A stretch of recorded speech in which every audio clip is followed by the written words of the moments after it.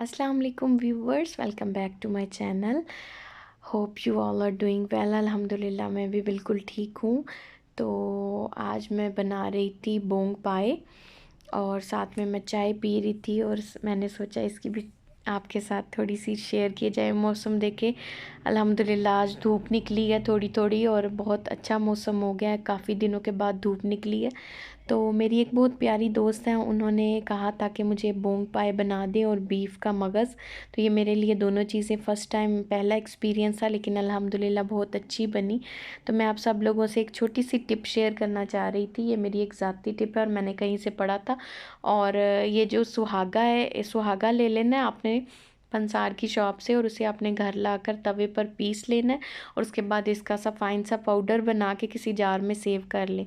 तो जब भी आप बीफ बनाएं, और वो लोग जिनको बीफ इरिटेट करता है या परेशान करता है, ये बहुत बादी होता है और इसमें हासा तेज़ कोलेस्ट्रॉल और यूरिक एसिड होता है। अगर आप ये चीज़ इसमें ऐड करेंगे, आधा किलो अगर आप बना रहे हैं तो एक चुटकी डालें। अगर आप चपली कबाब बना रहे हैं तो उसमें भी आप थोड़ा सा ऐड कर लें, या बीफ की कोई भी चीज़ आप बना रहे हैं तो इससे आपको नुकसान नहीं होगा। वही बात है कि इत्तेदाल के साथ अगर आप कोई भी चीज़ यूज़ करेंगे तो इंशाल्लाह आपको कोई नुकसान नहीं होगा। लेकिन इसको ज़्यादा यूज़ करेंगे तो डेफ़िनेटली वो आपको कोई ना कोई नुकसान लाजमी करेगा। अगर 2-4 माह बाद आप हल्का फुल्का सा चीट किस्म का इस तरह का डाइट ले लेते हैं तो इंशाल्लाह इसको ऐड करने से आपको कोई नुकसान नहीं होगा। तो साथ साथ बना रहे हैं हम लोग मगज़ भी बन रहा है और बोंग पाए भी। आप क्लिप्स देख सकते हैं और मैं आपके साथ कुछ मीठी मीठी सी कोई गपशप कर लेती हूँ। तो मैं आज ये सोच रही थी कि हम लोग तमाम लोग जो हैं वो अपनी माँ की जो होती है, माँ की मोहब्बत को बहुत हाईलाइट करते हैं। हम खुद माएँ, जब अब माएँ बनती हैं तो हमें ऐसा लगता है कि हम भी अपने बच्चों से बहुत प्यार करते हैं और पता चलता है कि माँ, कहती हैं ना माँ माँ होती है। लेकिन एक छोटा सा मुझे कॉन्फ्लिक्ट है कि माँ की मोहब्बत तो वाकई ही इसका कोई ऑल्टरनेट नहीं हो सकता। ज़ाती तौर पे बंदे को पता है कि वाकई जो माँ होती है माँ होती है, लेकिन जो बाप होता है ना वो भी एक्चुअली में बाप होता है। बाप जैसी हस्ती भी कोई दूसरी नहीं होती, और जो बाप की कुर्बानी है ना उसको डिनाई नहीं करना चाहिए। अनफॉर्चुनेटली, अनलकीली कुछ ऐसे मर्द हैं जिनकी इररिस्पॉन्सिबिलिटी की वजह से या कुछ ज़िंदगी में बैड एक्सपीरियंस होते हैं जिसकी वजह से बाप की हस्ती को ख़राब कर दिया जाता है या उस तरह से हाईलाइट नहीं किया जाता और ये कहा जाता है कि माँ माँ है, माँ माँ है। तो इस पे थोड़ा सा मुझे एतराज़ है कि माँ माँ है, बेशक है, लेकिन बाप की जो कुर्बानियाँ हैं उसको कभी भी आप जो है ना वो छोड़ नहीं सकते, उसे निगलेक्ट नहीं कर सकते।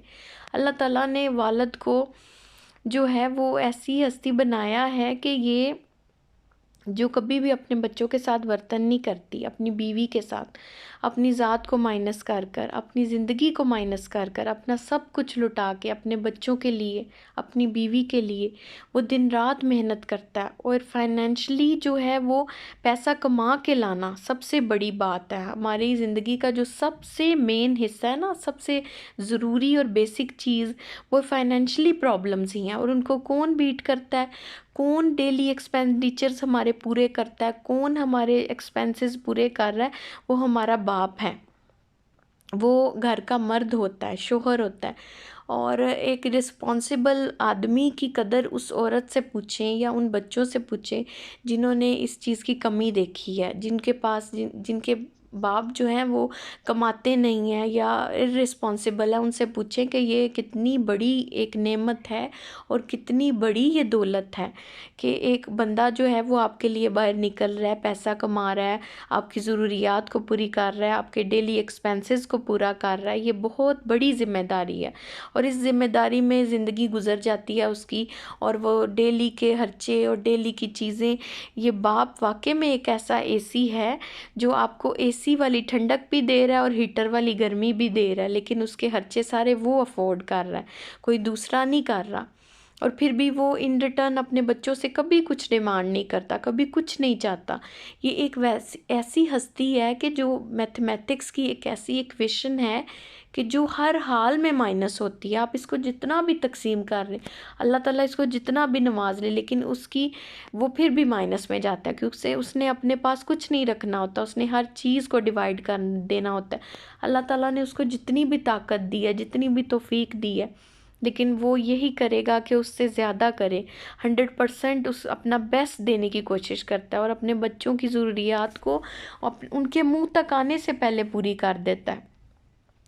تو ایک ایسی ہستی جو اتنی قربانیاں دے رہی ہے، جو اپنی زندگی کو قربان کر رہی ہے، اپنی جوانی کو اپنے بچوں کے لیے قربان کر رہی ہے محنت کر کے، ان پردیسی باپوں کا سوچیں جو پردیس میں بیٹھے بچوں کے لیے روزی روٹی کما رہے ہیں، جو فیملی سے دور ہیں۔ آپ یہ سوچیں کہ وہ ان کو 3 وقت کا کھانا بھی تیار نہیں ملتا، انہوں نے کھانا بھی خود بنانا ہے، ہر چیز خود کرنی ہے، اور بس انہوں نے اپنے گھر میں اپنے بچوں کو ہر چیز بھیجنی ہے، ان کے ایکسپینسز پورے کرنے ہیں۔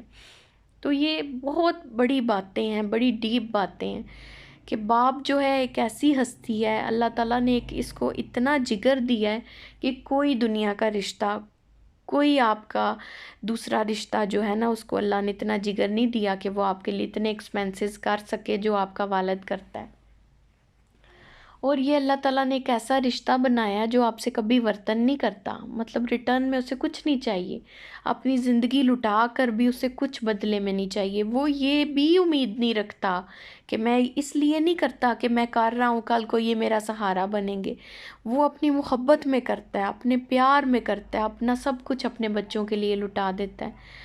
اللہ تعالیٰ سے دعا ہے کہ جی اللہ تعالیٰ سب کے والدین کو زندگی دے، صحت دے، اللہ تعالیٰ میرے ابو جی کو سلامت دے، زندگی دے، صحت دے، اللہ تعالیٰ ان کے آنکھوں کا نور سلامت رکھے، اللہ تعالیٰ ان کے جسم کو کبھی کسی کا محتاج نہ کرے، اللہ تعالیٰ کسی طرح کی انہیں کبھی محتاجی نہ دے، اللہ تعالیٰ اپنی ذات کے علاوہ کسی کا محتاج نہ کرے، اللہ تعالیٰ اتنی زندگی دے کہ اپنے ہاتھوں سے اپنے سارے حقوق، اپنے سارے فرائض جو ہیں اللہ تعالیٰ ادا کریں وہ، اور اللہ تعالیٰ ان کی ہر مشکل کو آسان کرے، اللہ تعالیٰ ہر قدم میں کامیابیاں دے، دین و دنیا میں معرفت نصیب کرے، ایمان کی سلامتی نصیب کرے۔ اللہ تعالیٰ میرے والد کو، آپ سب لوگوں کے والدین کو جو اس دنیا میں ہیں، اللہ تعالیٰ ان کو لمبی دراز بابرکت عمر عطا کرے۔ تو یہاں پر میں آپ کے ساتھ ایک واقعہ شیئر کرنا چاہوں گی کہ نبی کریم صلی اللہ علیہ وسلم کے پاس ایک دفعہ ایک بندہ حاضر ہوا اور اس نے رسول اللہ سے شکایت کی اپنے باپ کی، کہا کہ یا رسول اللہ صلی اللہ علیہ وآلہ وسلم، جو میرے باپ ہیں وہ میرے مال میں سے خرچ کر دیتے ہیں میرے سے پوچھے بغیر۔ آپ نے کہا کہ جائیں آپ ان کو بلا کے لائیں۔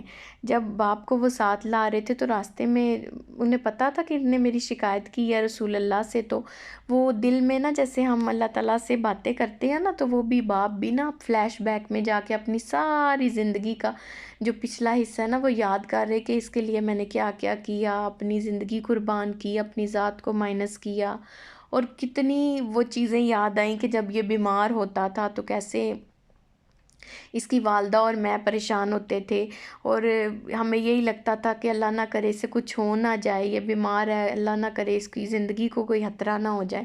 اب یہ چیز وہ پیرنٹس سمجھ سکتے ہیں جو خود اس ٹائم ماں باپ ہیں، کہ ہمارے پیرنٹس اس ٹائم کتنے پریشان ہوتے تھے جب ہم بیمار ہوتے تھے، اور ان کو ہم سے کتنا پیار ہے یہ اب پتہ چلتا ہے۔ تو کیونکہ جب بھی بچوں کو کچھ ہوتا ہے تو بچوں سے زیادہ سفر ماں باپ کرتے ہیں۔ بچے تو بیماری میں ہوتے ہیں لیکن پیرنٹس جو ہیں وہ اس سے زیادہ بیمار ہو جاتے ہیں۔ اب وہ ساری چیزیں سوچ رہے تھے کہ اتنے میں اللہ تعالیٰ نے، جب ظاہری بات ہے اللہ تعالیٰ تو دلوں کے حال جو ہے وہ جانتا ہے، سنتا ہے، تو حضرت جبرائیل کو بھیجا اللہ تعالیٰ نے رسول اللہ صلی اللہ علیہ وسلم کے پاس، اور کہا کہ یہ جو بندہ آئے گا اس سے پہلے اس کی تکلیف اور یہ ساری چیزیں سننے سے پہلے اس سے کہنا کہ جو تم راستے میں بول رہے تھے اللہ سے باتیں کر رہے تھے وہ ذرا بتاؤ۔ تو انہوں نے وہ عربی میں شعر بولے جو مختصراً یہی تھے وہ ساری چیزیں جو ایک والد جو ہے سوچ رہا تھا۔ تو رسول اللہ صلی اللہ علیہ وسلم کو جب انہوں نے یہ ساری سچویشن اپنی بتائی تو اللہ کے نبی جو ہیں وہ زاروں قطار رونے لگے، ان کی آنکھیں نم ہو گئی، رخسار مبارک بھیگ گئے، اور اتنا وہ پین انہوں نے فیل کی اور غصہ بھی آیا، اور انہوں نے اس بچے کو کہا کہ چلے جاؤ ادھر سے، اور تم اور تمہارا مال جو ہے وہ سب کچھ تمہارے باپ کا ہے۔ یعنی ادھر سے پتہ چلتا ہے کہ رسول اللہ یعنی اللہ کا آرڈر آیا تھا نا اوپر سے یہ سارا، تو اللہ تعالیٰ نے ہمارے والدین کو ہمارا جو ہے وہ ان کو رائٹ دیا کہ وہ ہماری زندگی ہماری ذات کے ہر چیز کا فیصلہ کر سکیں۔ لیکن بچے جب بڑے ہوتے ہیں تو وہ یہ کہتے ہیں جی ہماری زندگی ہے، آپ کون ہوتے ہیں اس کا فیصلہ کرنے والے، آپ کو تو پتہ ہی نہیں ہے۔ جبکہ اللہ تعالیٰ نے دیکھے انہیں اختیار دیا ہے کہ آپ جو ہے تم بھی اور تمہارا مال بھی اور تمہارا سب کچھ، یعنی تمہاری ذات کی ہر چیز تمہاری باپ کی ہے۔ تو اللہ تعالیٰ نے یہ پابند کی ہے ہم لوگوں کے کہ ہم ہر چیز میں ہر بات میں ان کی اجازت لیں اور ان کے کیے ہوئے فیصلوں پر آمین کہیں۔ تو اللہ تعالیٰ ہم لوگوں کو آج کی جو اولاد ہے یا ہم لوگ ہیں، اللہ تعالیٰ ہم لوگوں کو معاف کرے، کیونکہ اللہ ہمارے والدین نے، ہم کہتے ہیں نا رب ارحمہما کما ربیانی صغیرا، لیکن میں کہتی ہوں جب میں یہ دعا پڑھتی ہوں تو میں کہتی ہوں کہ اللہ تعالیٰ جی میں تو گواہی دیتی ہوں کہ ہمارے پیرنٹس نے ہمارے پر رحم کیا، 100% کیا۔ ہمیں گواہی دینی چاہیے اپنے والدین کے لیے کہ انہوں نے رحم کیا ہم پر، شفقت کی، تب بھی ان غلطیوں پر بھی جہاں نہیں بھی کرنی چاہیے تھی۔ تو اللہ تعالیٰ اسی طرح سے ان کے بھی صغیرہ کبیرہ گناہ معاف کرے۔ اللہ تعالیٰ ان سے بھی جو غلطیاں ہوئیں، جو کوتاہیاں ہوئیں جانے انجانے میں، جو بھی اللہ تعالیٰ انہوں نے بھی اپنی زندگی میں گناہ کیے یا کوئی ان سے بھی غلطی ہوئی تو اللہ تعالیٰ ان کو معاف فرمائے۔ اللہ تعالیٰ ان کو دین و دنیا میں کامیابی نصیب کرے، دونوں جہان اللہ ان کے ٹھنڈے کرے، اور اللہ تعالیٰ انہیں دنیا اور آخرت کی ہر خوشی ہر نعمت عطا کرے جو اللہ تعالیٰ انہوں نے ہم پودے ہیں ان کے، اور انہوں نے ہمیں پودوں کی طرح لگایا ہے۔ اللہ تعالیٰ ہمارا پھل کھانا بھی ان کو نصیب کرے، اور اللہ تعالیٰ ان کو اتنی زندگی دے کہ وہ اپنے بچوں کی خوشیاں دیکھیں۔ اللہ تعالیٰ انہیں دونوں جہانوں میں کامیابی فتح نصیب کرے، اور اللہ انہیں سکون دے۔ آپ سب لوگوں کا بہت بہت شکریہ، آپ سب لوگوں نے میری ویڈیوز دیکھی، لائک کی، شیئر کی، تھینک یو سو مچ۔ آپ اپنا بہت سارا خیال رکھیے گا، مجھے اور میری فیملی کو دعاؤں میں یاد رکھیے گا۔ اللہ تعالیٰ آپ سب لوگوں کو اپنے حفظ و امان میں رکھے۔ Thanks for watching us, thanks for supporting اس۔ اللہ حافظ۔